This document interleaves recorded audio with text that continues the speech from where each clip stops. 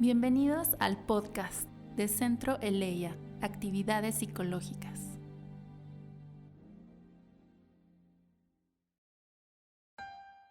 Diálogo científico, contrastes en el concepto de trauma, la sexualidad y lo temprano. Participan Gabriela Cardós y Jorge Salazar. Durante las Jornadas Clínicas 2021, el trauma social, familiar, subjetivo. Agradezco a la comisión organizadora de las jornadas clínicas su cordial invitación para participar en este diálogo con mi querida amiga y admirada colega Gabriela Cardós, en el que juntos disertaremos sobre la dimensión de lo traumático en el desarrollo emocional y en las perturbaciones psíquicas.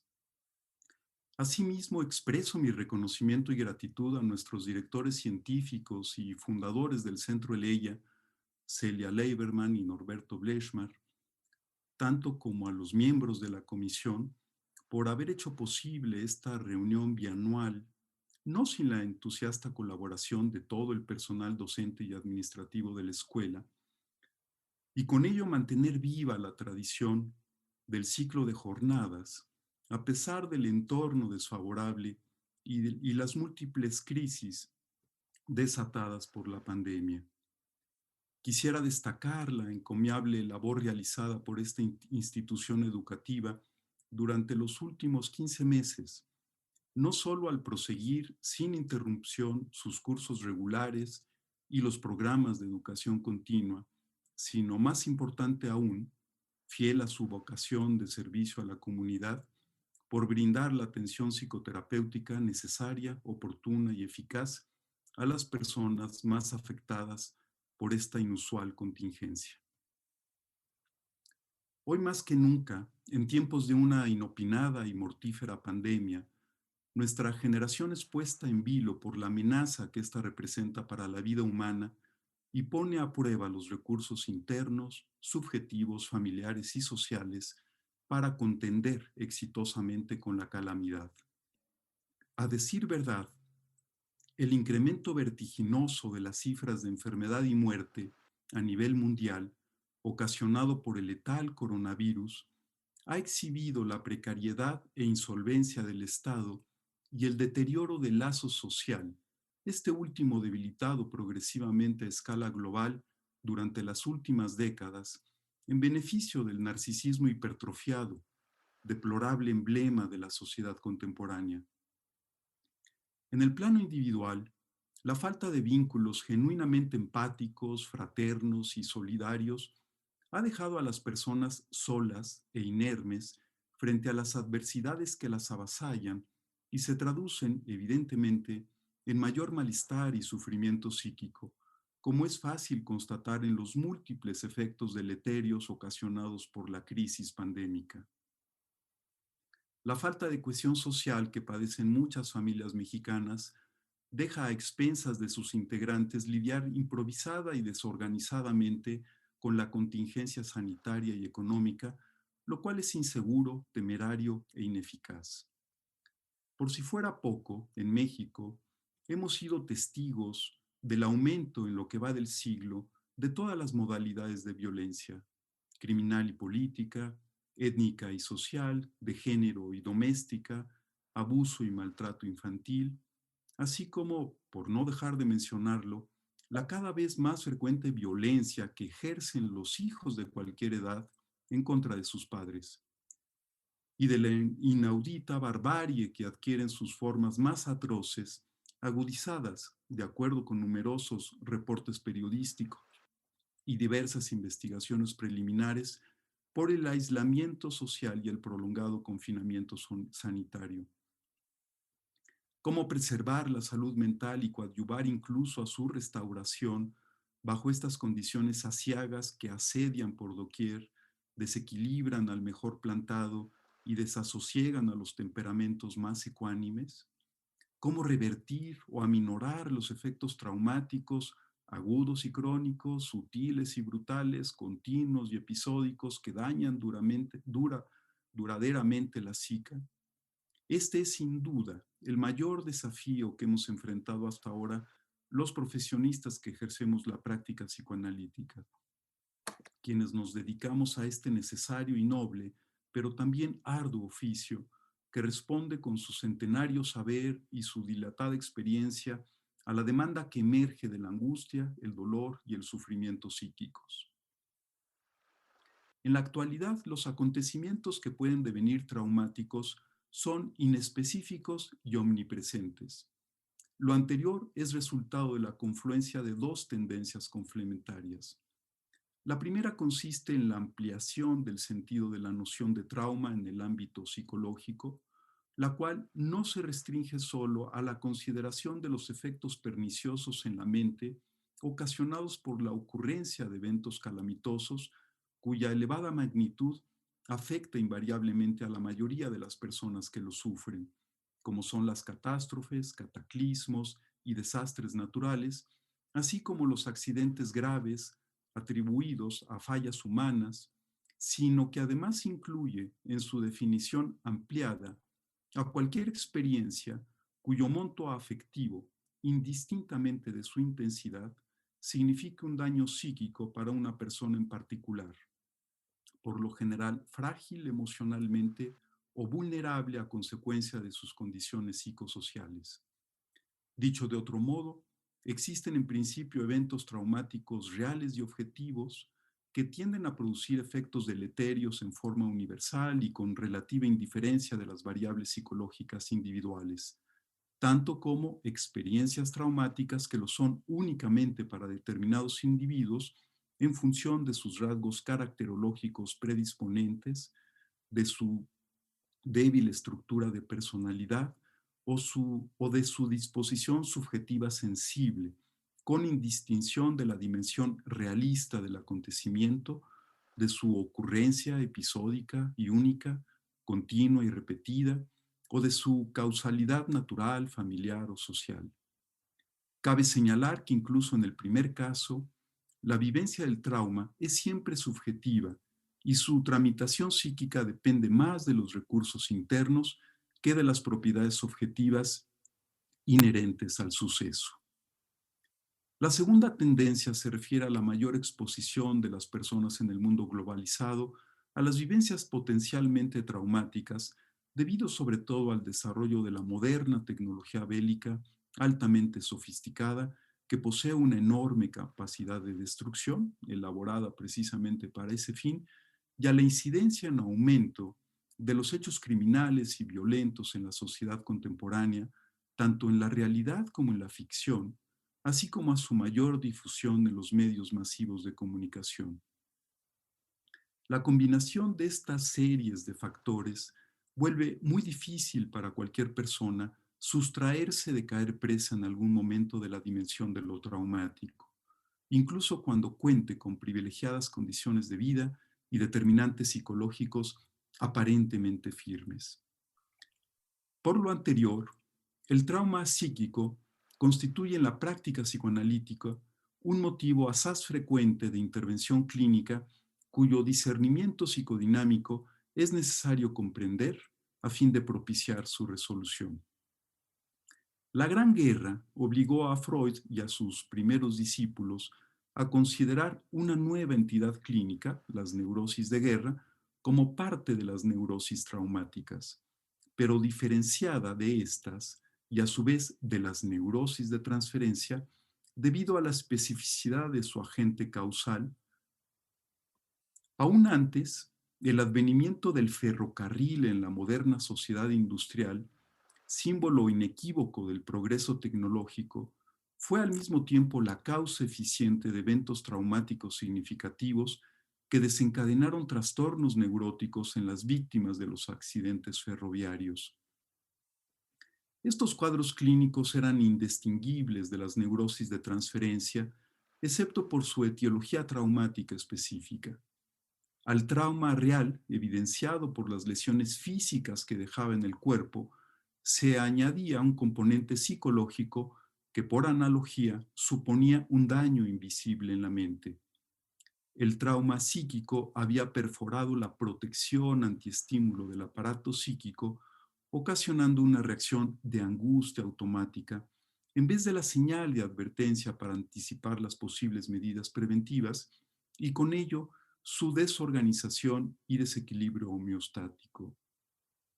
Como veremos más adelante, la noción de trauma psíquico formaba parte de la concepción freudiana de la etiología de las neurosis desde sus primeros escritos.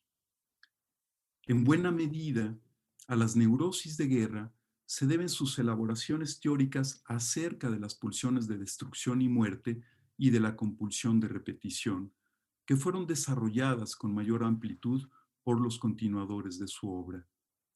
Cabe agregar que la perspectiva clínica freudiana del trauma fue más acotada con respecto a la que prevaleció después de su muerte, la cual llega hasta nuestros días, debido al interés de Freud por delimitarla en una categoría psicopatológica única y específica, así como, más allá de Freud, a la emergencia de ciertos hechos históricos de gran relevancia que la trascendieron.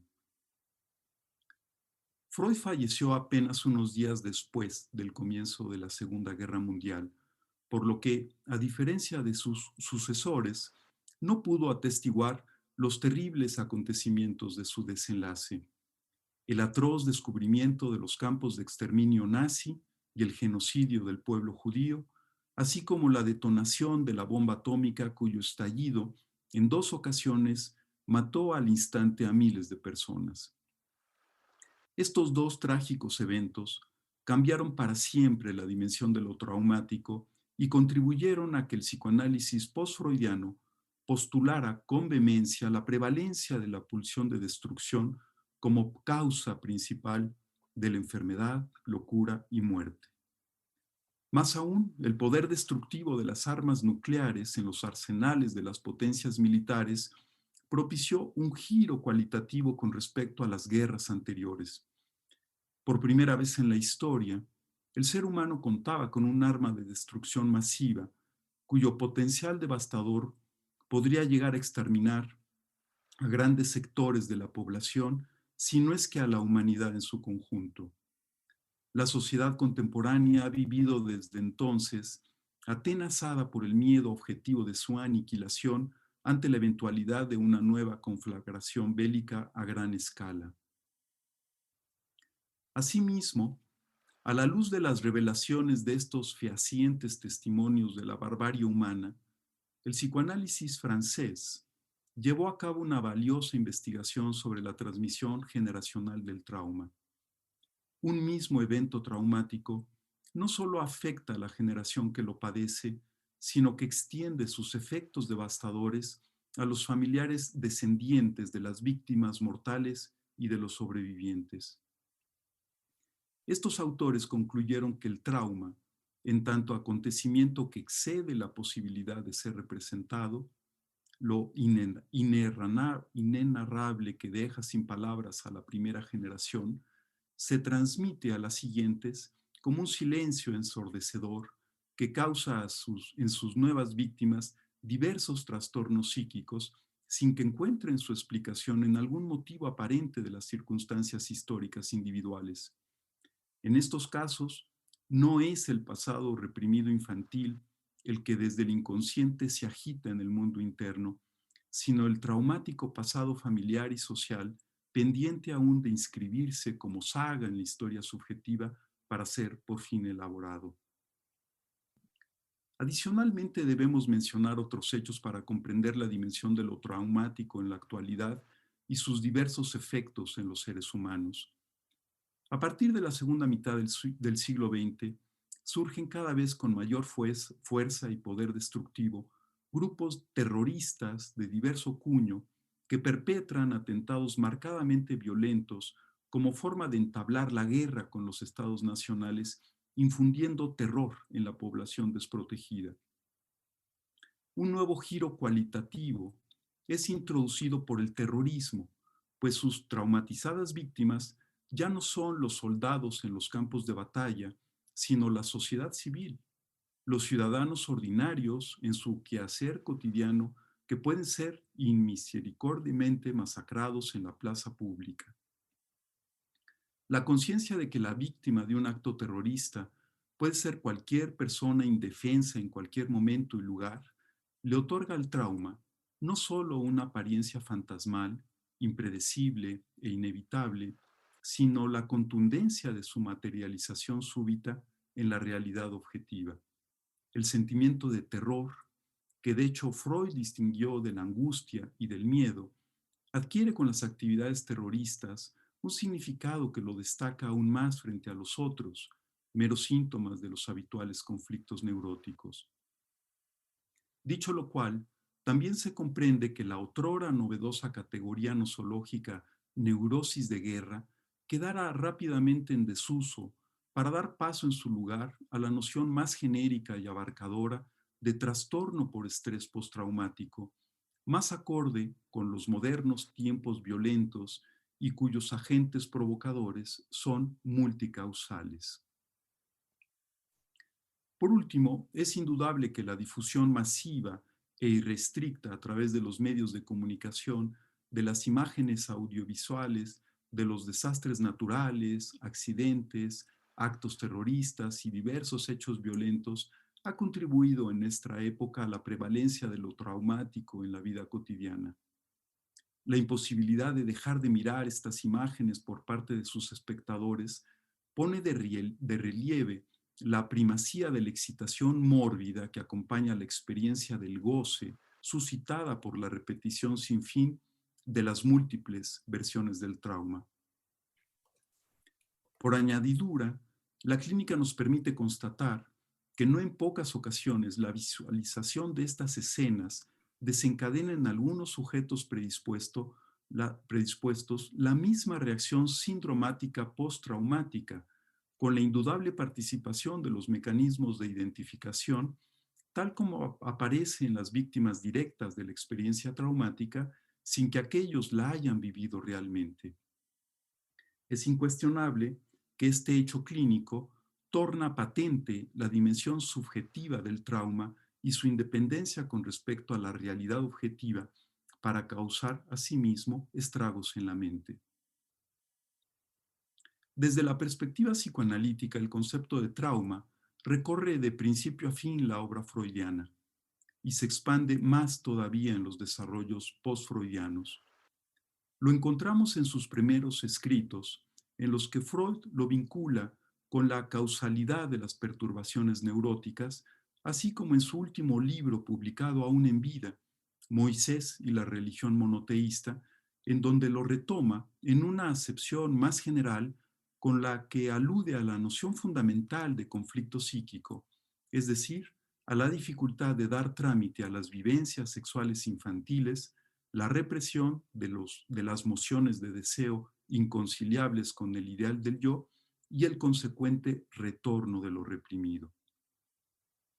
En este caso, el interés de Freud consiste en dilucidar el trauma social y colectivo mediante los mecanismos psíquicos subjetivos, es decir, valerse de la psicología individual para desentrañar los enigmas de la psicología de las masas.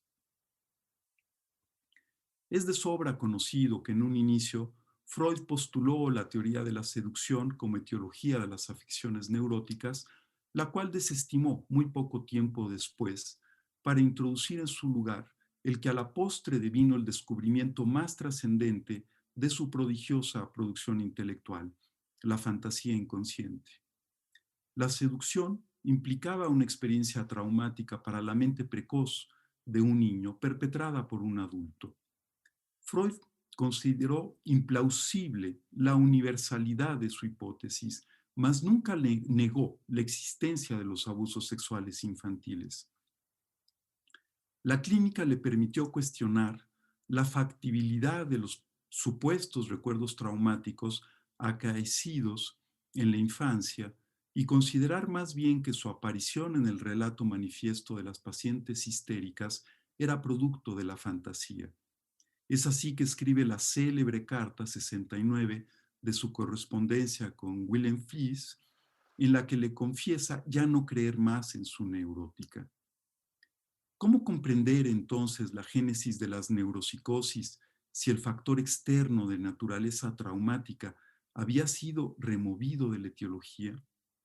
Freud no tardó en hallar la respuesta en la ensambladura del complejo de Edipo, en los deseos sexuales hacia los progenitores originados a partir del empuje pulsional constitucional y en las fantasías psíquicas adosadas a ellos. Huelga mencionar que este giro radical en la psicogénesis de las neurosis prevaleció no solo en la totalidad de la obra freudiana, sino en el psicoanálisis post-freudiano, abriendo además la puerta a ulteriores descubrimientos teóricos y clínicos. Sin embargo, también suscitó controversia entre algunos de sus discípulos, Ferenczi en particular, y sus detractores, quienes adujeron supuestos motivos personales poderosos que predominaron sobre su interés para proseguir sus indagaciones científicas en la veta expuesta del abuso sexual infantil. Ahora bien, con esta modificación sustantiva de la vida anímica, el trauma no desapareció del todo en la teoría freudiana. La sustitución de un supuesto hecho acaecido en la realidad objetiva por otro que solo se verifica en la realidad psíquica no impidió que este último, para Freud, pudiese devenir traumático en tanto el monto de afecto acompañante de las representaciones edípicas vulnerasen el psiquismo temprano. De hecho, estas vivencias psíquicas, estas primeras impresiones de infancia, son de naturaleza traumática si se comprende que en condiciones normales no pueden ser tramitadas debido al fuerte impacto que ejercen en la mente y por lo tanto son desalojadas de la conciencia y reprimidas. La mente precoz es normalmente avasallada, inundada o sobrepasada por la cantidad y calidad de estímulos internos y externos que la impactan. Desde luego, aquellos estímulos que posean un monto afectivo abrumador serán todavía más disruptivos para el psiquismo temprano. Dicho en otras palabras, el conflicto psíquico freudiano es traumático y requiere de su eventual elaboración que solo se podrá llevar a cabo en etapas más avanzadas del desarrollo, inclusive hasta la vida adulta. La supuesta dicotomía establecida a partir de la diferenciación del trauma psíquico con respecto al trauma real y objetivo es insostenible, no solo en el psicoanálisis post-freudiano, sino en el psicoanálisis clásico. Sabemos que las representaciones inconscientes no permanecen inertes y tienden, impulsadas con la fuerza de las pulsiones, a emerger en la conciencia como retorno de lo reprimido. No basta con ello para su admisión plena en la vida consciente, pues debido a su naturaleza conflictiva o traumática, pueden ser rechazadas con renovado vigor, dando lugar a las perturbaciones neuróticas propiamente dichas, caracterizadas precisamente por la lucha defensiva secundaria en contra de lo reprimido retornado. Para que las representaciones antes reprimidas comparezcan en la conciencia, se requiere que el afecto acompañante sea menguado, sublimado en términos freudianos o simbolizado según las elaboraciones postfreudianas para conseguir que su efecto perturbador en la psique sea desestimado en definitiva. En este sentido, es posible concluir que el trauma objetivo y real aparece circunstancialmente del mismo modo que las experiencias de separación y pérdida y, por lo tanto, así como éstas remiten a una inevitable pérdida primaria acaecida en la infancia temprana y a su resolución más o menos lograda en aquel entonces para la adecuada elaboración de la vivencia actual, aquel también reactiva los insoslayables traumas psíquicos pasados de los que depende la dimensión subjetiva del acontecimiento actual y su ulterior tramitación. Para el psicoanálisis, las experiencias positivas del pasado infantil, los buenos vínculos de objeto, el tesoro anémico de representaciones bien custodiado y la riqueza de los recursos simbólicos creados con la fuerza pulsional de la sexualidad y de Eros constituyen los elementos esenciales para contender con la crudeza e impiedad de la realidad psíquica, no menos que de la realidad material. Muchas gracias.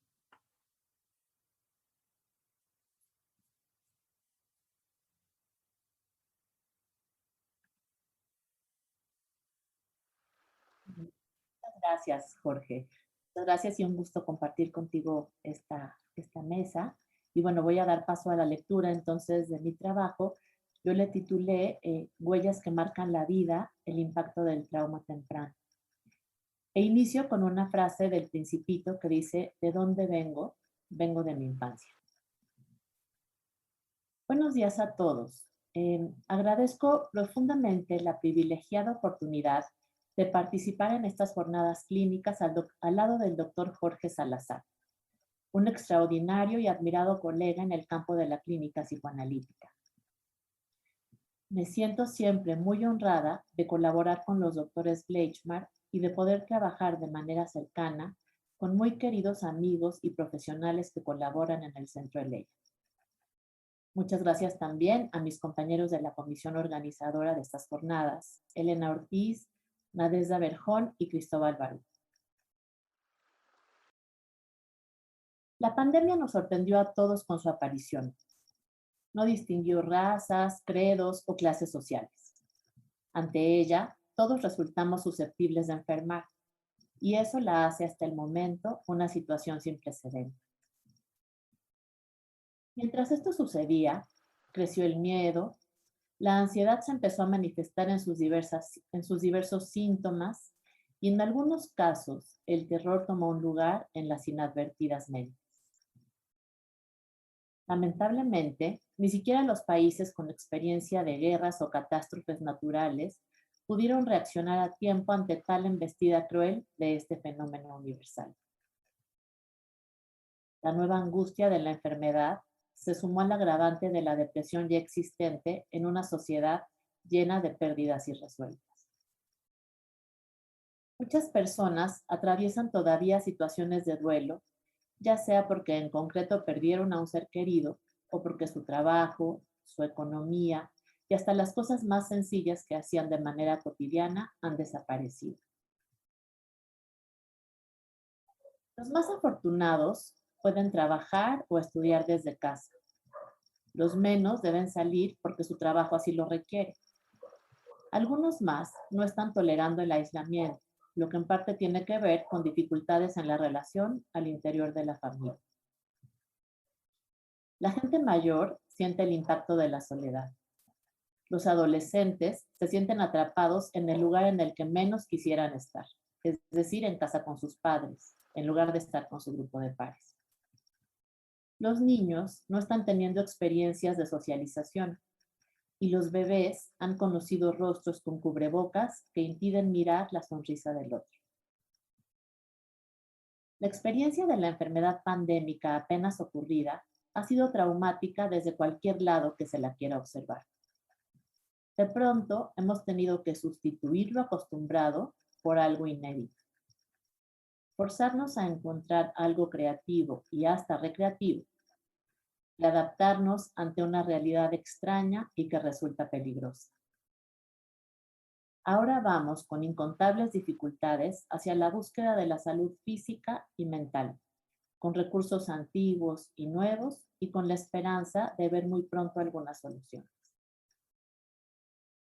Pero paradójicamente, hemos aprendido a abrir puertas nunca vistas y a recordar, como alguna vez comentó la doctora Celia Leiberman, que muchas de las obras más creativas de la historia, en el campo de las ciencias, de la tecnología, de las artes y de la cultura en general, se hicieron en momentos de inusitadas situaciones semejantes a la actual pandemia por COVID-19.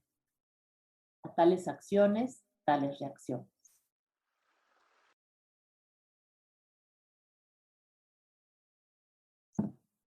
Estas jornadas, ahora virtuales, son un intento de hacer algo creativo frente a tal fenómeno, de pensarlo de manera acompañada al lado de queridos colegas, de compartir a distancia la experiencia y de seguir reflexionando alrededor de él, entendiendo que el efecto de la pandemia es diferente en cada uno de nosotros, ya que la COVID tiene una interacción con lo que tenemos cada uno en la mente.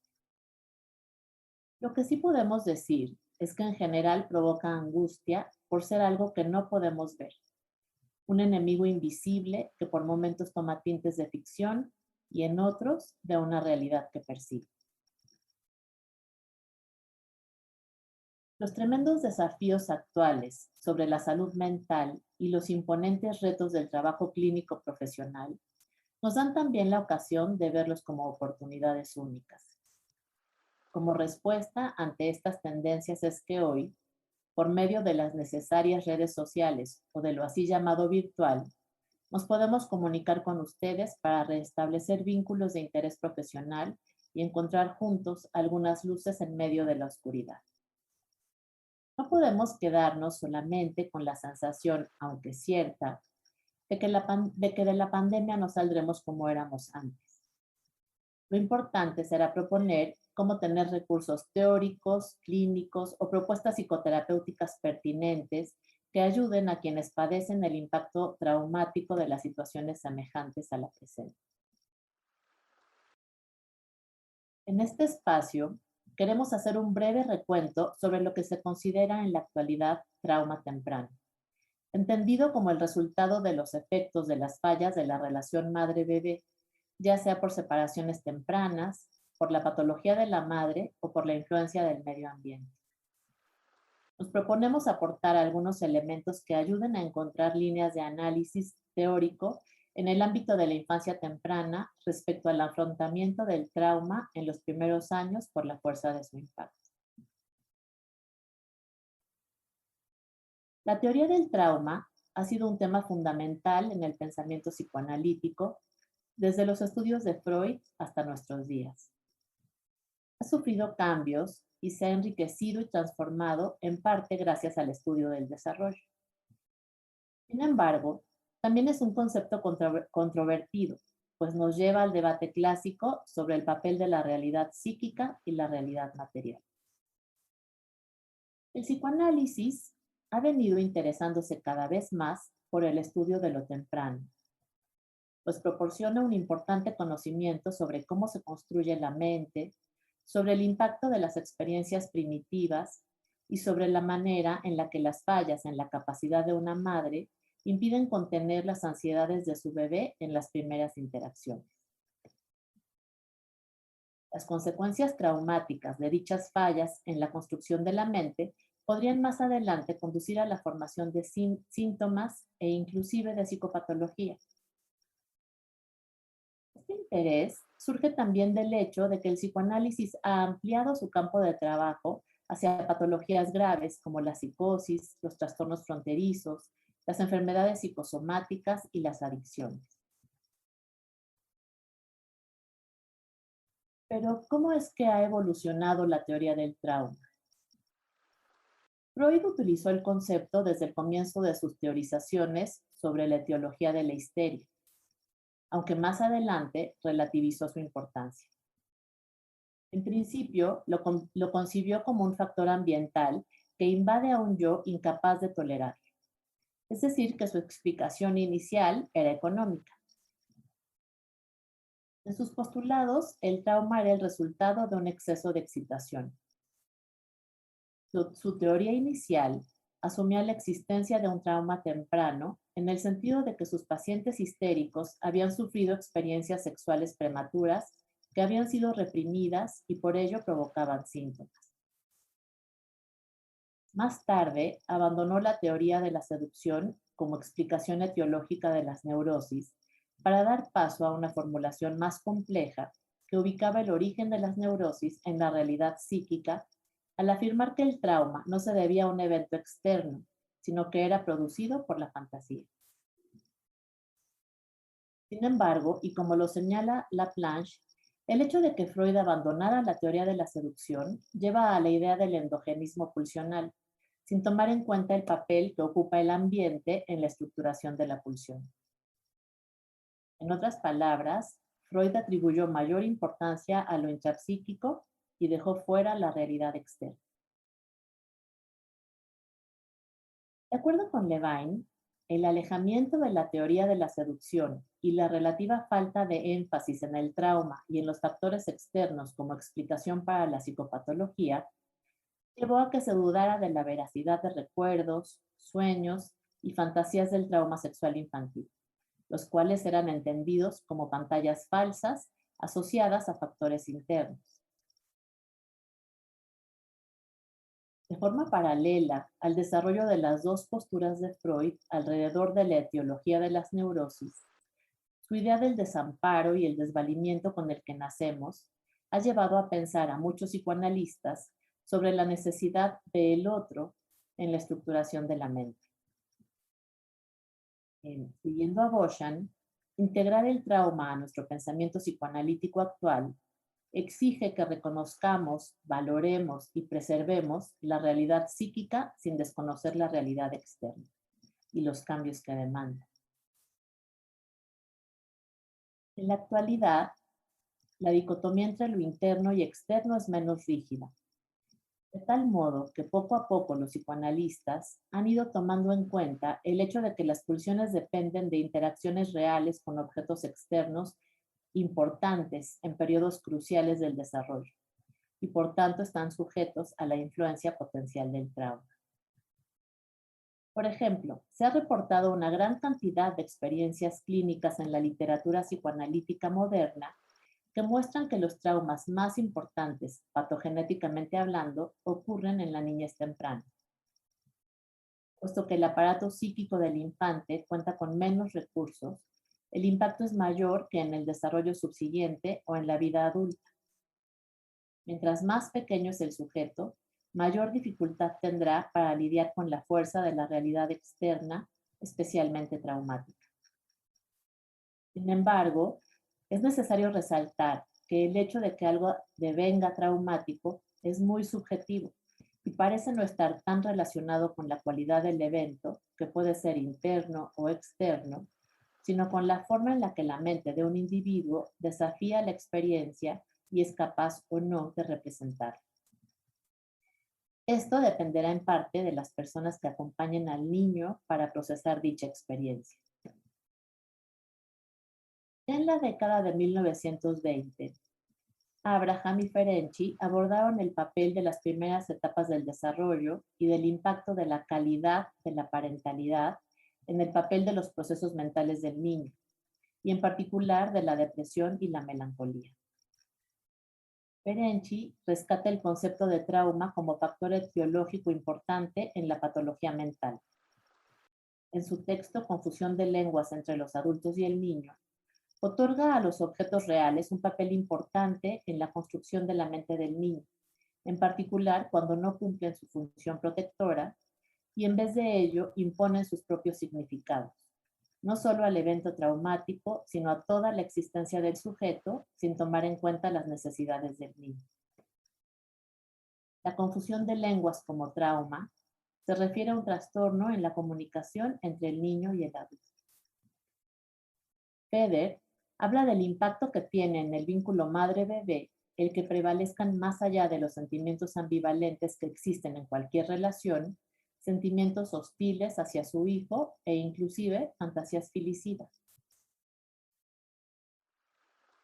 Siguiendo a Tutet, podemos pensar que esta idea de trauma como efecto de los procesos psíquicos del otro y el desplazamiento que hace de la idea de un evento hacia la cualidad del vínculo, lejos de retroceder a planteamientos ya superados, sitúa a Ferenczi en el mismo nivel que un psicoanalista contemporáneo, al pensar que la experiencia de un trauma puede fracturar a la mente, más aún si hay fallas en su reconocimiento y representación.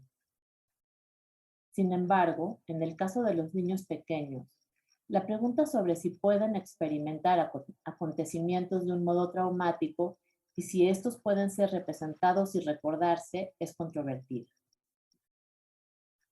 Hay muchos eventos que pueden considerarse como potencialmente traumáticos para un bebé.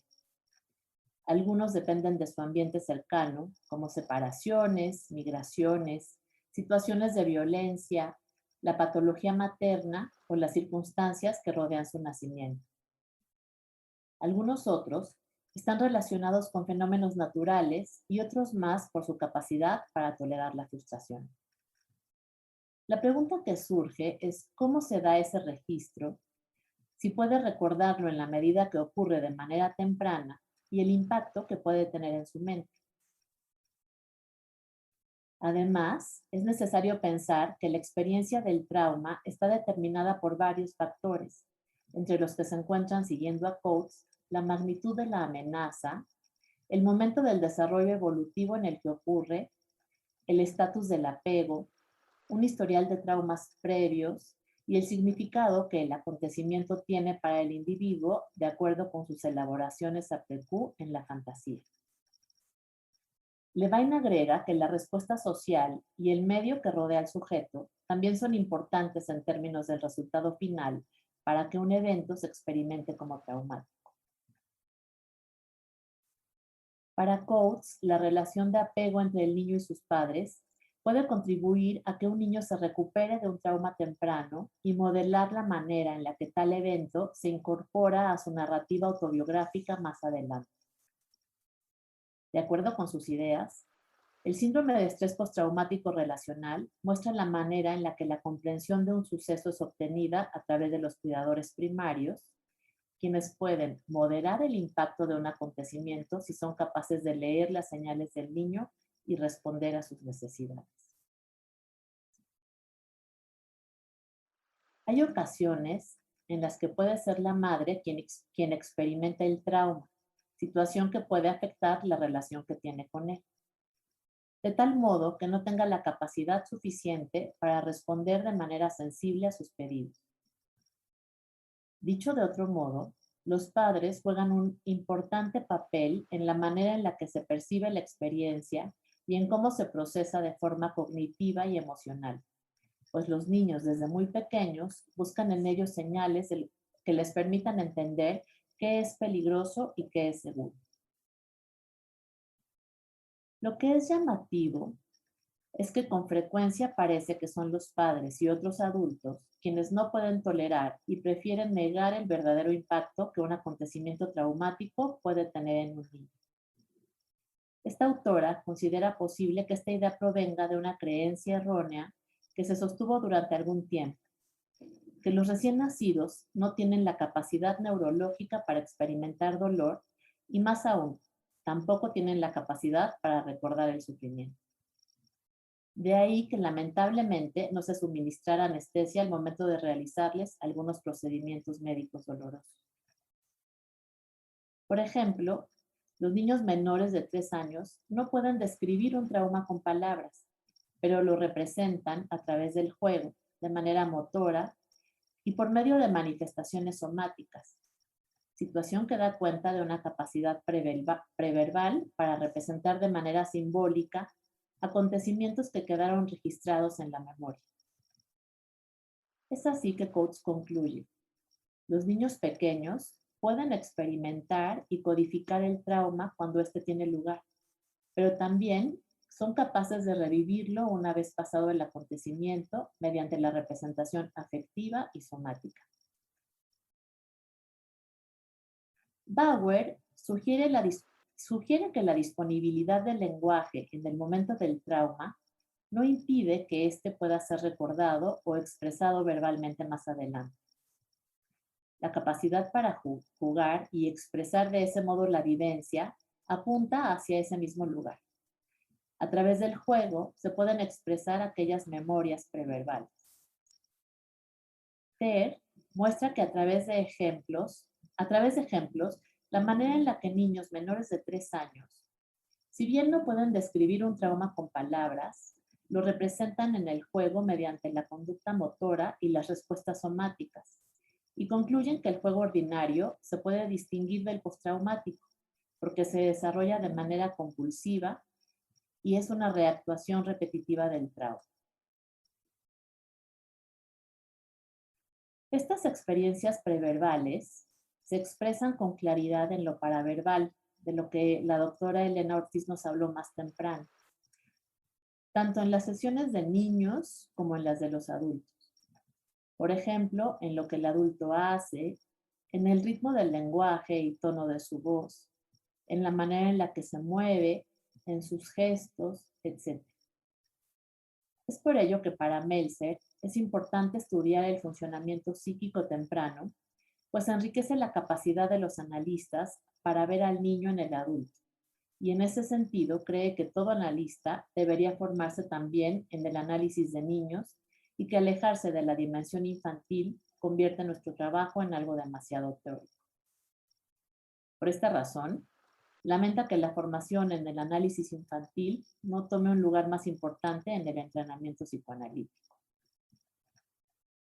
Por su parte, Ansier opina que los psicoanalistas se preocupan por el punto de vista genético, pero pocos analizan niños y observan los primeros años de vida.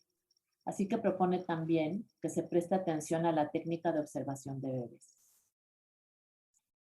Hoy se sabe que los bebés sienten dolor, que reaccionan a altos niveles de estrés e incluso que pueden morir por ello. Se afirma además que la manera en la que se manifiesta ese registro dependerá del momento del desarrollo en el que se encuentren y que la memoria episódica está disponible antes de lo que se pensaba. A esa memoria se le agregan las palabras de los padres sobre dichas experiencias, situación que permite contextualizarlas en tiempo y luego convirtiéndola en la memoria autobiográfica que formará parte de la representación que tenemos de nosotros mismos y de nuestra historia vital. El impacto de un acontecimiento que pudiera considerarse potencialmente traumático dependerá, pues, no solo de la cualidad del evento mismo, sino del tipo de relación establecida con quienes acompañan al niño a transitarlo. De la misma manera en la que la madre de un recién nacido presta atención a cada gesto de su bebé, está pendiente de su contacto e interpreta sus movimientos, pues sabe que hay un significado detrás de todo ello, frente a una situación traumática, deberá acompañarle en la comprensión de lo acontecido, que más tarde le permitirá desarrollar esa función de autocuidado y la posibilidad de lidiar con experiencias disruptivas. En la clínica es frecuente que nos encontremos con niños que han sido traumatizados de pequeños y, según McBride, son pacientes de difícil acceso. En ocasiones se muestran pasivos, dóciles y sobrecomplacientes. Tienen poca iniciativa y no logran seguir sus propios impulsos. Además, el deseo de conectar con otros y la habilidad para hacerlo con ellos mismos parecen atrofiados. Podemos verlos ansiosos y notar que no se pueden separar de los padres, que tienen pesadillas y que expresan su angustia con descargas motoras y agresión o que tienen fobias. Es posible observar la repetición de estas experiencias tempranas en la relación transferencial, en la que, a pesar de la receptividad del analista, el paciente se vincula con el vacío, con la falta de disponibilidad y con la ausencia de comunicación que es posible inferir vivió tempranamente. Su propuesta es que se trabaje respondiendo al llamado infantil, primero experimentando el horror de ese espacio en blanco para luego pensar. Antes de terminar, me parece relevante hacer un comentario acerca de los bebés nacidos durante la pandemia. Quizá es temprano para hacer algunas afirmaciones, pero es posible especular con la idea de que habrá alguna repercusión. Es conocido el hecho de que los bebés nacen con una proclividad para buscar la voz, el olor y el rostro de la madre. En particular sobre esto último, es necesario pensar que el uso de mascarillas impide que se dé una gestal. Por otro lado, las madres pueden estar angustiadas, deprimidas e incluso enfermas, impidiendo en algunos casos la libidinización del bebé al tener la energía puesta en recuperarse y con ello mostrarse un tanto menos solícitas al momento de atenderles o tener menor capacidad para decodificar las señales de esto. Además, las frecuentes fantasías de muerte que giran alrededor del parto pueden verse redobladas y tomar un tinte diferente, pues ir a un hospital a dar a luz constituye un riesgo de contagio y a todo eso es necesario sumar el hecho de que la familia extensa, que muchas veces sirve de apoyo y ayuda a la pareja a lidiar con ciertas ansiedades, ahora está imposibilitada para venir, de tal modo que la pareja deberá hacer frente a las angustias que produce ser padres primerizos de manera solitaria. Una vez más, con lo que contamos es con la capacidad de los cuidadores primarios para permitirle hacer frente a esta situación y acompañarle en la experiencia. Muchas gracias.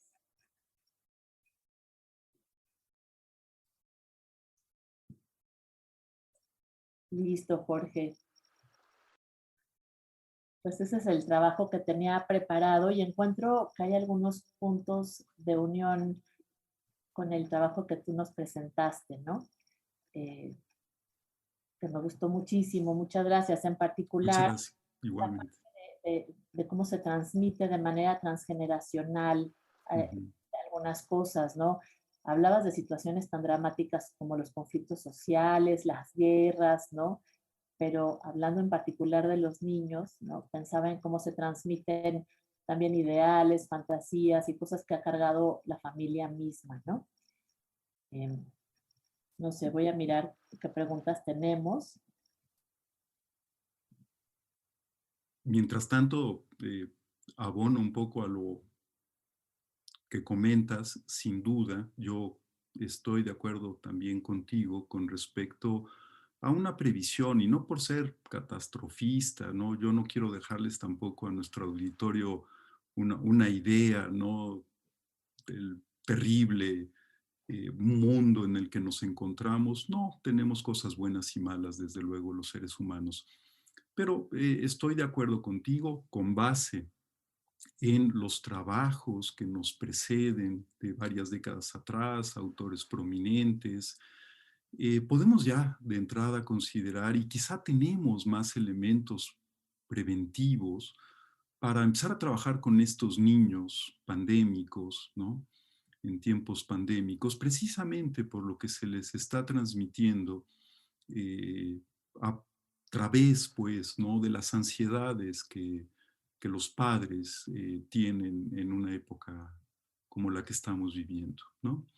Eh, Creo que para eso nos ayudan también estas ideas y reconocer los hechos históricos anteriores, el trabajo de psicoanalistas que nos preceden, ¿no? Para introducir esta vertiente, pues incluso, ¿no? Un poco profiláctica, si se puede. Ujú. Muchas gracias, Jorge. Sí, totalmente de acuerdo. Y mira, tenemos ya algunas preguntas. Voy a leer que hay unas preguntas aquí para ti. Eh, Mm. dice, considera que el concepto de pulsión de muerte sigue vigente. Es un concepto que se puede usar en el trabajo con pacientes. ¿Qué pensarías de eso? Eh, el concepto de pulsión de muerte es metapsicológico. En última instancia, alude, digamos, a lo que sería desde una perspectiva esencialista, aquello que es inherente a la condición humana y que el propio psicoanálisis, si bien es propuesto por Freud, ¿no?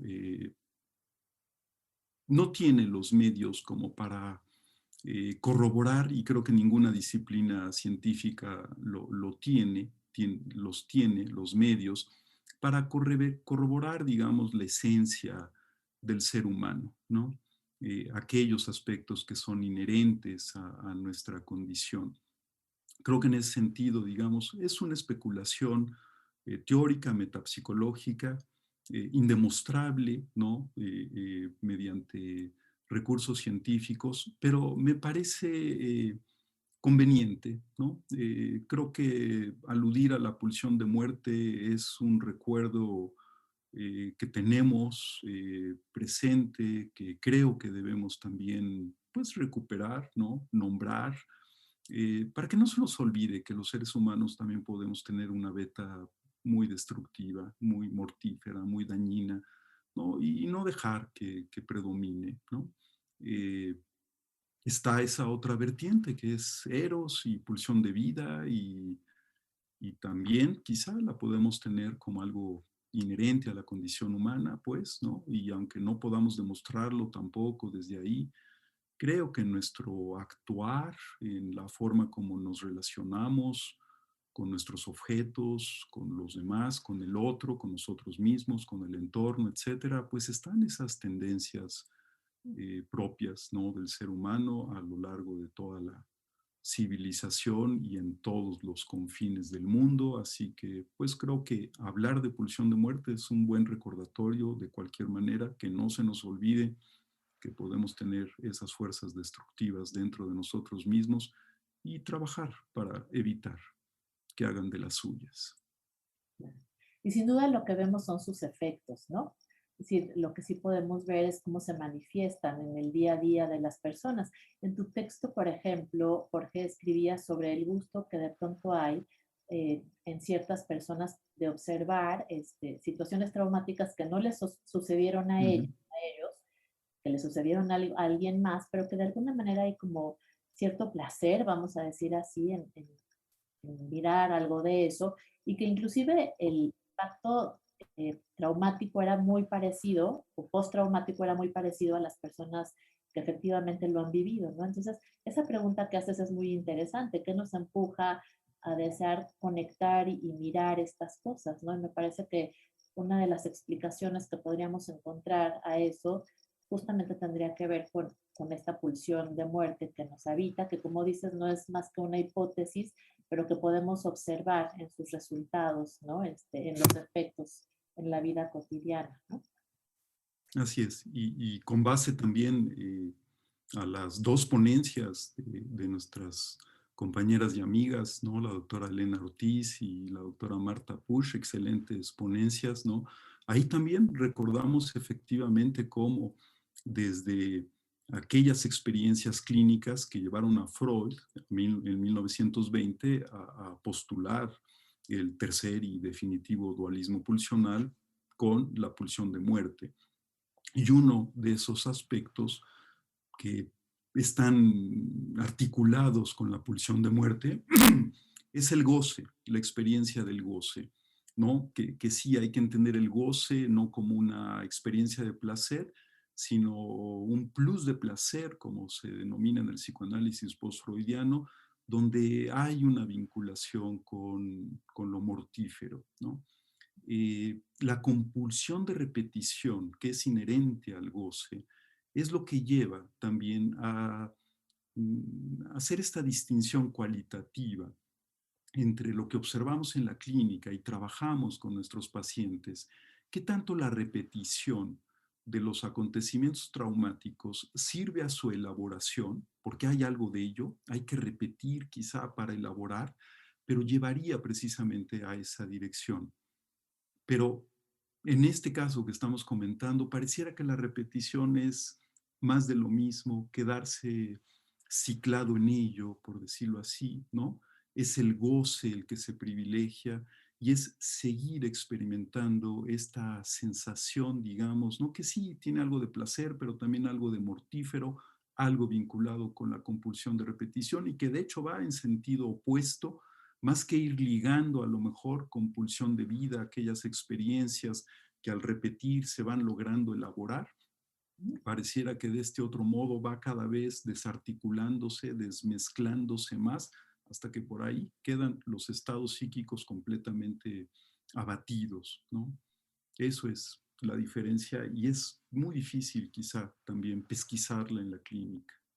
Es una idea linda la que haces, Jorge, la que describes, Jorge, porque estaba pensando en la diferencia en un niño que juega, en un intento justo de repetir para tramitar, para entender, para incluso comunicar, al juego que es una simple repetición a manera de descarga, ¿no? De situaciones que pudieron ser complicadas, ¿no?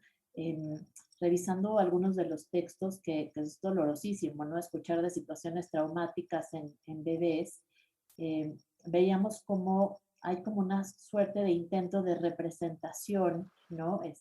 De aquello preverbal, en donde si bien no hubieron palabras, ¿no? Sí hubo un registro, en principio afectivo y somático, y cómo los niños entonces lo repetían, ¿no? Y estamos hablando de bebés chiquitos, ¿no? Pero como a lo mejor más mayores, ¿no? Lo repetían en su juego como intentos de comunicar, como intentos de pensar, y cómo eso se diferencia de la repetición en términos de la simple compulsión a la repetición, ¿no? Que no parecería tener mucho de elaborativo, vamos a decir así, ¿no? Así es.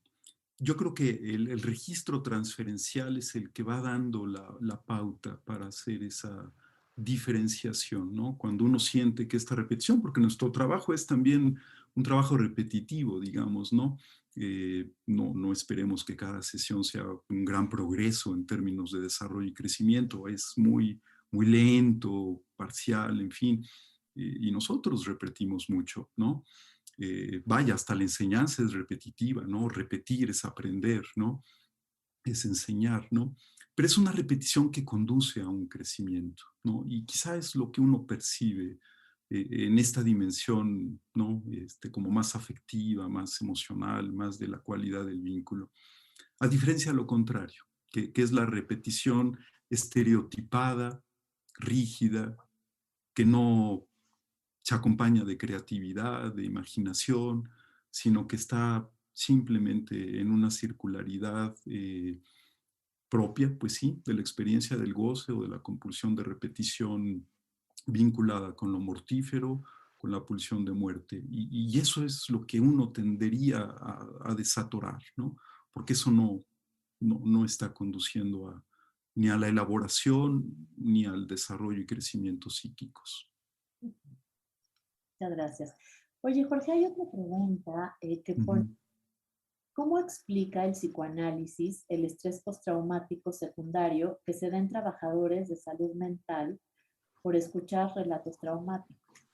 Yo me imagino que se refiere a lo complejo de la pandemia, ¿no? O no sé si se refiere a eso, pero desde ya que podríamos hablar del impacto traumático que ha sufrido, digamos, que han sufrido los médicos, ¿no? Que también están trabajando de una forma diferente, ¿no? A la que estaban acostumbrados en un chorro de sentidos, ¿no? Pensando desde cómo tienen que estar vestidos de una manera diferente, situación que les aleja, digamos, un poquito del contacto con su paciente, el temor que ellos mismos sienten de ser contagiados, pensaban, ¿no? Como, y el temor de llevar además ese contagio a su familia. Y además la necesidad ahora de que ellos contengan al paciente, porque antes, digamos, esa función un poco de acompañar y calmar ciertas angustias estaba colocada más bien en la familia, ¿no? Eran los familiares los que podían entrar, acompañar, pero ahora además el enfermo está aislado, evidentemente angustiado, y el médico entonces tiene que lidiar con sus propias angustias y un poco tolerar y lidiar con las angustias del paciente. Entonces, bueno, preguntan que si los médicos, que si tú crees que los médicos están teniendo un estrés postraumático secundario, y se refieren a los médicos y al personal de salud mental. Desde luego que sí, ¿no?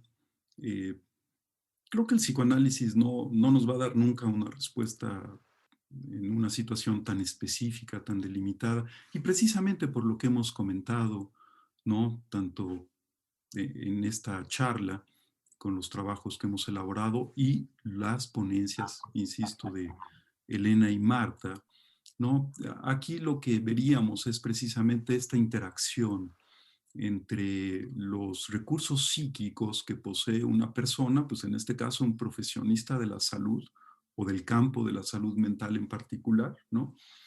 Con la situación externa, ¿no? Pues es una situación inédita, avasalladora, angustiante, ¿no?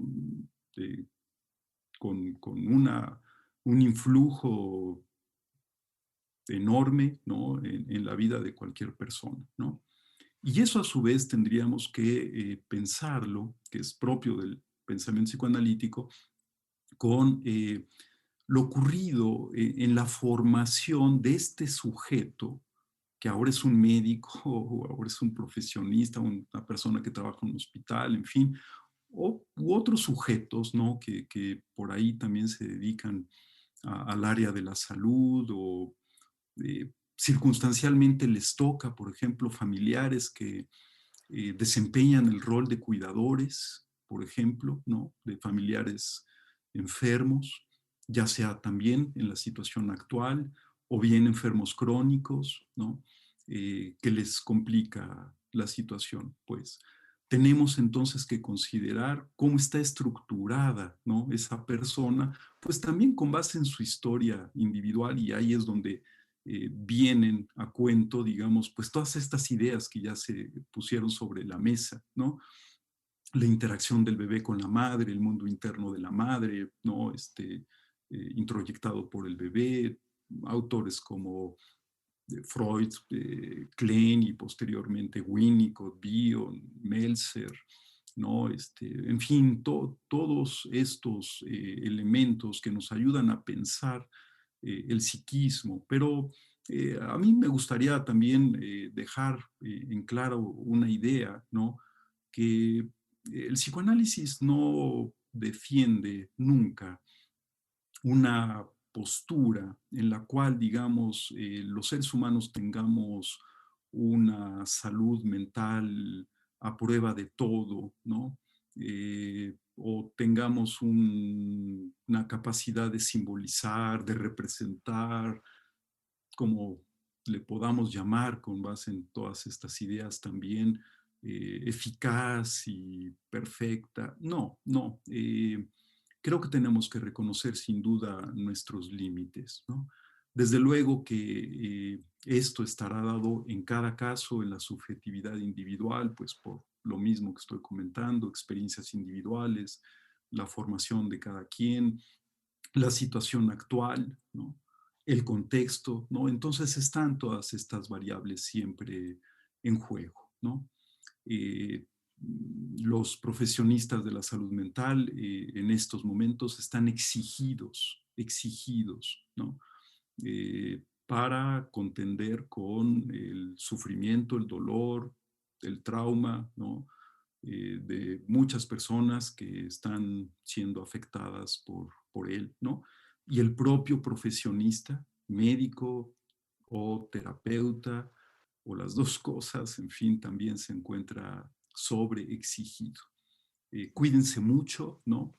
Trabajen desde luego con mucha pasión, dedicación, interés. Creo que hay que estar elaborando todo lo que escuchamos todos los días de nuestros pacientes, todos los relatos, ¿no? Y en cierto momento también hay que saber descansar, ¿no? Estar pendiente de los signos que pudieran ser un poquito de mayor preocupación en uno, en fin, ¿no? Cómo uno se siente, cómo uno está trabajando, para darse también su descanso, ¿no? Pues, en fin, creo que tenemos que trabajar con esa idea porque en ningún momento un terapeuta tiene que estar siempre en condiciones, ¿no? Óptimas para su funcionamiento, porque eso más bien es puro narcisismo y megalomanía, ¿no? Cuando hay que reconocer que uno no está pudiendo ya con el trabajo, hay que saber también hacerse un poquito a un lado, tomar las medidas que le permitan a uno sentirse mejor o recuperarse y volver a estar al frente y dar la cara. Claro, y saber con cuánto se puede lidiar, ¿no? Hacerse acompañar, tener espacios entre colegas para hablar un poquito, porque esto es algo que ha impactado sin duda a todo el mundo en diferentes niveles, ¿no? Pero bueno, a los profesionales de la salud mental, como te ponen en esta pregunta, ¿no? Sin duda estamos escuchando historias y relatos bien complejos y de manera permanente, de tal manera que también tener espacios de elaboración, ¿no? Ujú. De supervisión, desde luego el análisis personal e ir lidiando con todas estas emociones que de pronto así de golpe y todas juntas pudieran ser más complejas, ¿no? Como de atender. Mira, esta es una pregunta, que creo que, bueno, creo que son dos que se pueden hilar. Hablan sobre qué hay sobre los síntomas infantiles o la expresión de lo traumático con los niños. Eh, ¿Y qué sucede con los niños o adultos que no tuvieron el sostén tan necesario? Y una más que habla sobre los efectos que puede tener una mamá, los efectos en la mente de un bebé que tiene una mamá con depresión postparto. Yo creo que son tres preguntas que van medias hiladas y las podemos ir comentando, ¿no? O sea, lo primero y lo que me parece más interesante es darle un lugar al psiquismo temprano, ¿no? Al psiquismo, digamos, de los bebés y desde luego más adelante de los niños, ¿no? Porque es cierto, ¿no? Que durante mucho tiempo se pensó que pues ellos no se dan cuenta de mucho, se adaptan rápido, ¿no? Pareciera que no pasa nada porque al final no tienen un registro o no entienden, ¿no? Lo que está sucediendo. Entonces, de entrada decir que desde luego que se tiene un registro de una mamá deprimida, se tiene un registro de una mamá ansiosa, se tiene un registro de que están pasando cosas fuera, ¿no? Sin duda.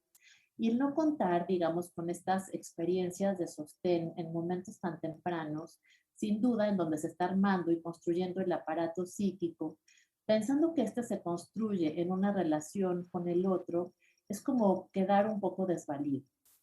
Desde ya que la idea de que cómo la mente se construye en un vínculo y cómo es gracias a la lectura que puede hacer la mamá, ¿no? Una mamá sensible y conectada de las necesidades de su bebé, de ayudarle a pensar lo que le está pasando, de actuar en consecuencia, de alguna manera le va a permitir más adelante como identificarse con esta capacidad para pensar.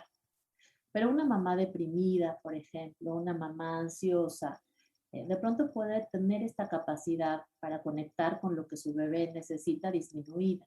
Por eso hablábamos, por ejemplo, del impacto de la pandemia, ¿no? Pensando en familias que tienen bebés en momentos en donde a lo mejor la economía está siendo como muy preocupante, o mamás que han perdido gente alrededor, que están angustiadas por estar ellas mismas enfermas o qué sé yo, pues desde luego la capacidad, ¿no? Como para ayudarle al bebé a tramitar sus emociones puede también verse disminuida. La buena noticia, yo diría, es que también contamos con cuidadores secundarios, ¿no? Es decir, si la mamá no está presente, también podría haber la suerte de que haya alguien más. Podría tratarse de una abuela, ¿no? Del padre, que colabore un poco con, digamos, con esta mamá que en este momento no está pudiendo llevar a cabo su función. Digamos, no quiero decir que esto es una sentencia definitiva, ¿no? Habrán otros recursos. No quiero sonar así tan dramática, ¿no? Creo que siempre habrá la posibilidad de que haya un otro que ayude a esta mamá a hacer esta función que no está logrando. Pero sin duda, sí podemos observar síntomas desde bebés de cómo no lo están pasando bien.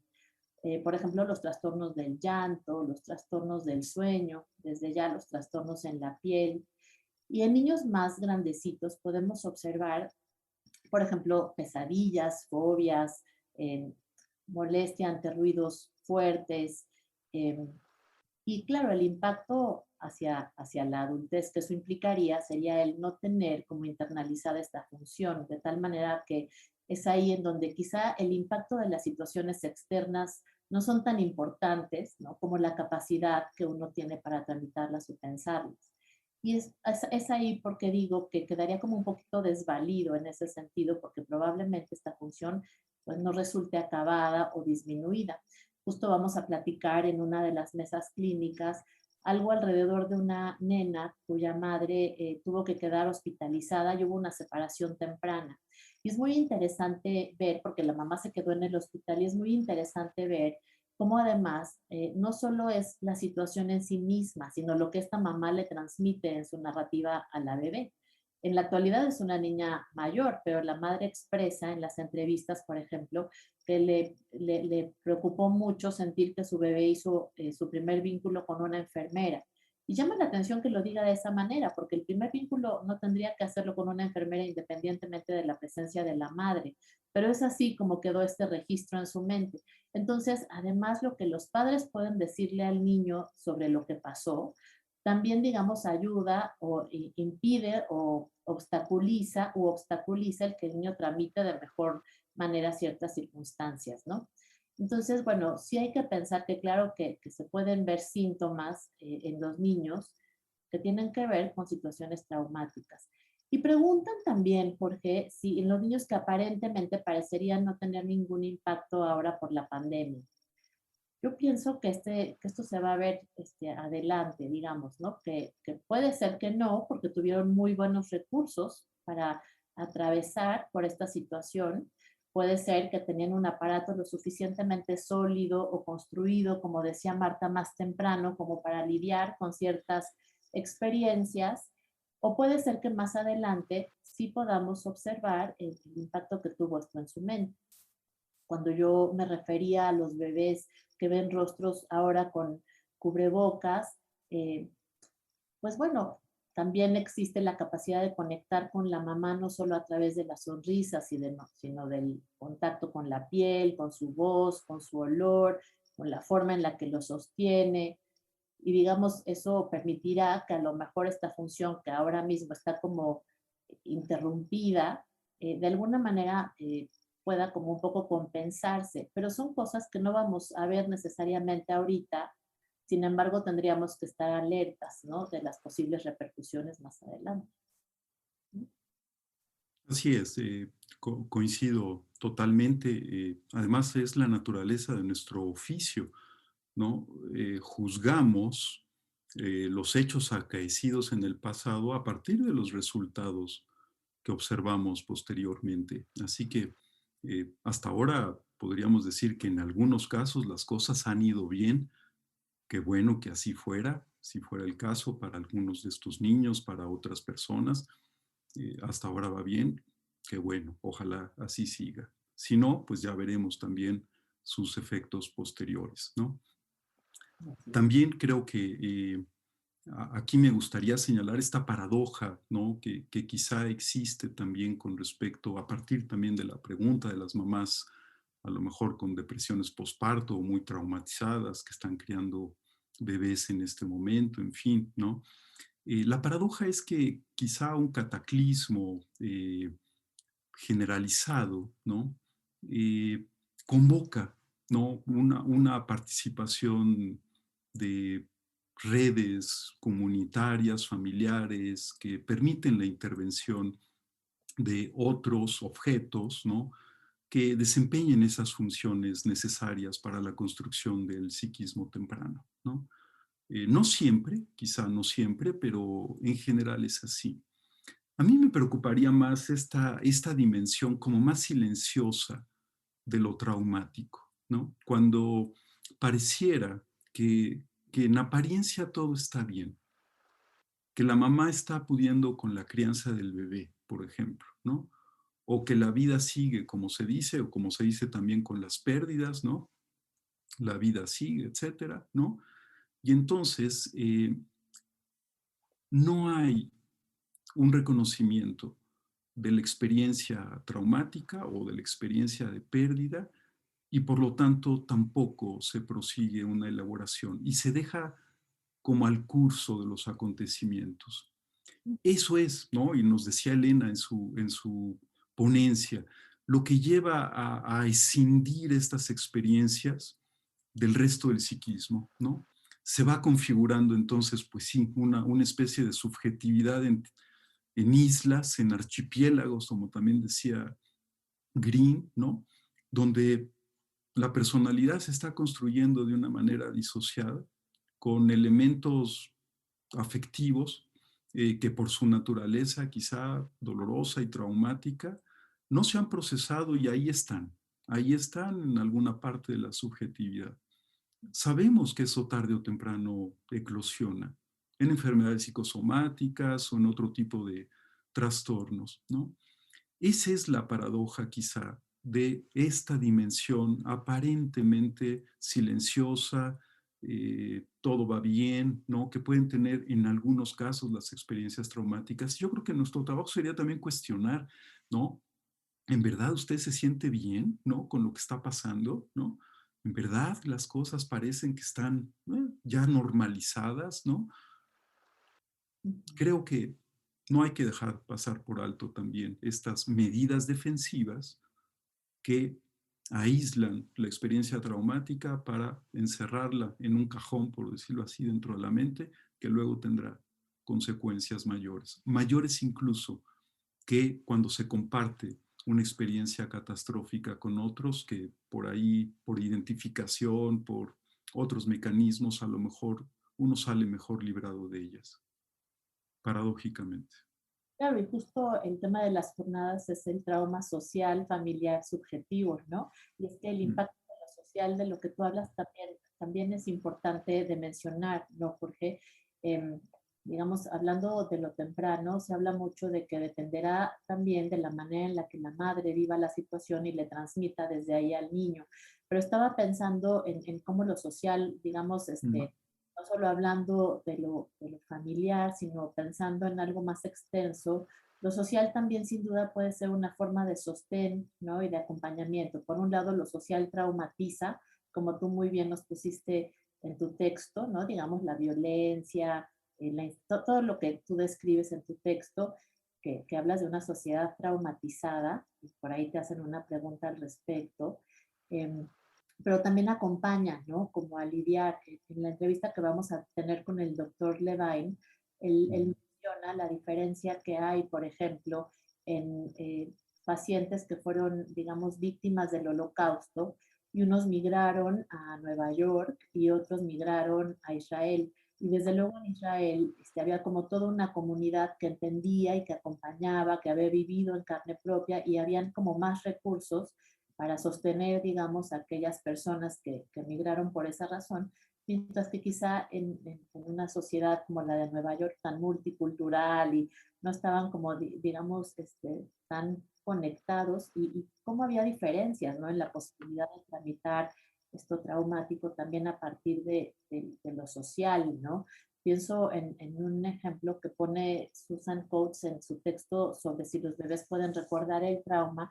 Es un ejemplo desgarrador porque habla de una bebé que es acuchillada por un paciente psiquiátrico, una bebé de 10 meses que es acuchillada por un paciente psiquiátrico en un parque. Y entonces justo habla de cómo toda la sociedad se movilizó, detuvieron al sujeto, la policía ayudó a llevarle al hospital, los médicos hicieron su trabajo, ¿no? Y muy bien. Y además cuando ella iba al hospital, a revisiones, todo el personal se mostraba como muy contento de verla, como junto desde luego con papás muy conectados y muy sensibles. De hecho, el motivo de consulta es que está por entrar ahora al preescolar y los papás saben que es algo como muy conocido en la comunidad y entonces quieren ellos expresarle a, a su hija lo que pasó. Están muy conectados con cómo decírselo y cómo hablarle de esta experiencia, que de por sí para ella, ¿no? Sí quedó en este plano de lo preverbal, pero sí quedó un registro que ella en sus juegos manifiesta, ¿no? Y entonces, pues una de las hipótesis de cómo es que esta niña está bien, vamos a decir, a pesar de una circunstancia tan dramática que pudiera ser potencialmente traumática, ¿no? En parte tiene que ver, desde luego, con la actitud de los padres frente al evento, pero también la importancia de lo social que les acogió y les acompañó. Entonces es interesante no dejarlo del todo fuera y más hablando de la pandemia, ¿no? sí, así es. Quizá también como veíamos anteriormente, las experiencias traumáticas se acompañan de otros sentimientos, entre ellos vergüenza y culpa, y por lo tanto eso silencia el trauma, ¿no? Y eso mismo va a ocasionar efectos perniciosos cuando se silencia el trauma, ¿no? Eh, hay que hablar de ello, sin duda. Hay que hablar de ello las veces que sean necesarias hasta que el trauma pues, pueda ser mejor elaborado. Y quizá nunca sea elaborado del todo, ¿no? Nunca.